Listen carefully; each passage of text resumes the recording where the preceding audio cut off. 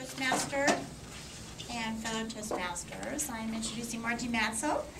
Margie was born in Colorado Springs, Colorado. This is her third speech today. She enjoys running, scuba diving, and volunteering. She is employed at the Outback Steakhouse at Foothill Ranch. She's an awesome hostess. She belongs to the following volunteer organizations. She's board of directors for the Kiwanis Club in Lake Forest, board of directors, Lake Forest Chamber of Commerce, Lake Forest 4th of July organizing committee for the past 2 years, and the American Cancer Society Relay for Life Lake Forest Committee for the past 4 years. Her speech title for today is called, Is It Safe to Go Near the Water? And I present to you Margie Matzel. Thanks, Debs. Board of Toastmasters honored guests, Madam President, Mr. Toastmaster. Anybody, I think everybody hopefully in this room is old enough to maybe remember this. What comes to mind when you think of that picture? Maybe the theme from Jaws, which I promise I won't try and duplicate. Or have it a line from the movie, I think we're going to need a bigger boat. Or when you're in the ocean after you saw that movie, or years after, just thinking something's coming up from the depths of you. Such movies like Jaws and The Deep Blue Sea, especially Jaws, really depicted sharks in a really unfair manner, man-eaters and killers.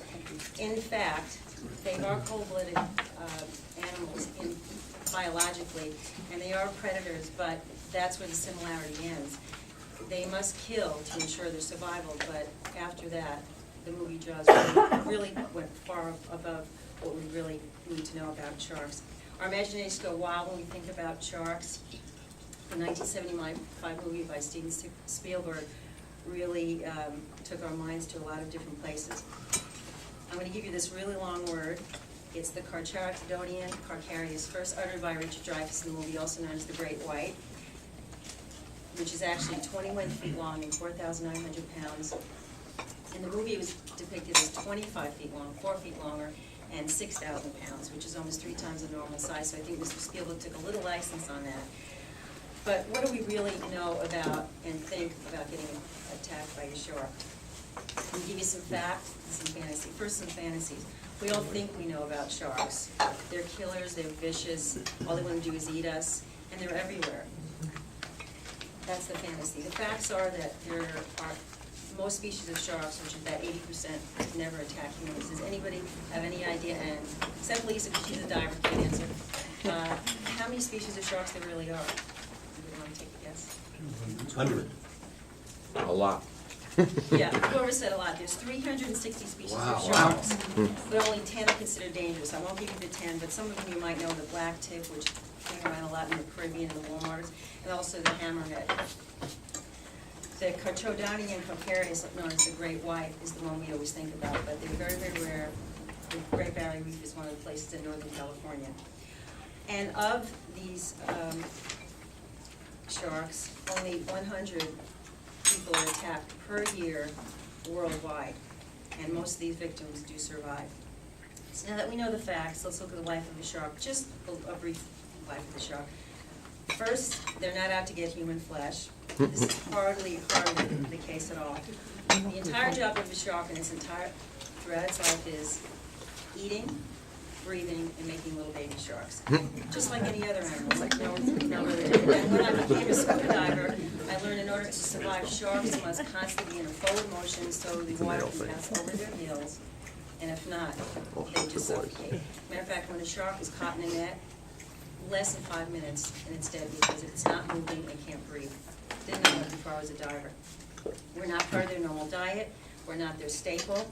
As a matter of fact, what they like to eat is fish, regular fish. They like to eat sea lions, sea turtles, seals, and whales. Now, the only predator that cannot overcome a great white shark would be the killer whale, also known as orca.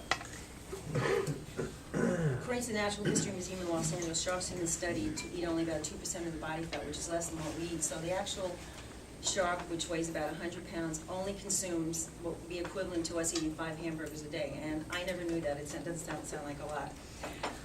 If great whites are shark attacking us for food all the time, 75% survival rate, so we know that that's not true. Why do they stop eating us? Well, according to experts, we're too scrawny. We don't have enough fat.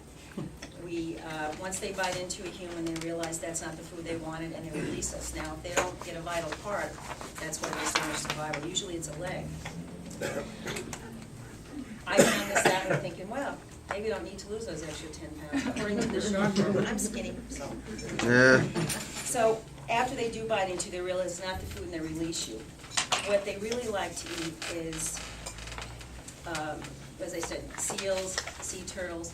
Now, most of these shark attacks are mistaken identity. Mistaken identity means that if they see a surfer paddling out, the hands and legs look like a turtle feet, especially if a surfer is wearing a wetsuit, it looks like a seal. And also, they mistake a fish darting through the water as just with our feet dangling in the water. So that it's, as you can see, mistaken identity, which also is not depicted in the movie Sharks, in Jaws rather. So basically, in conclusion, we've learned some more facts. Beaches are not full of great white sharks just waiting for us. In fact, most sharks are small, harmless, and don't live anywhere near us, far from it. What's more, the great white sharks are actually close to being endangered according to the Convention on International Trade on Endangered Species. So it's really sad that they are endangered because actually the sea is their home, and that's really where they do live. As a matter of fact, in one of my dive books I was reading, they said if a shark knocked at your door, you'd be kind of scared, wouldn't you? If he came and knocked on your door, you'd be really scared. So when we're in the ocean, we're in their home, actually. So we need to respect marine life. I just want to show you one quick thing before I go. We talked about most of the sharks that I mentioned. One was the hammerhead that travels in schools. These are one of the ones that are one of the more dangerous. This was taken from about 100 yards away by the gentleman that was a photographer. They travel in schools, and you don't want to mess with hammerheads when they're mating, because that's one of the things. Don't invade their territory, and don't interrupt their courting ritual, as they call it. So, that's the hammerhead. Not like your husband too. So basically, as I said in conclusion, the moral of the story is, you've just learned more about sharks and their natural behavior, and you can enjoy yourself near the water. Sharks might not be gracious, but just remember, Jaws is not looking for you. And contrary to the original movie trailer, it is safe to go in the water.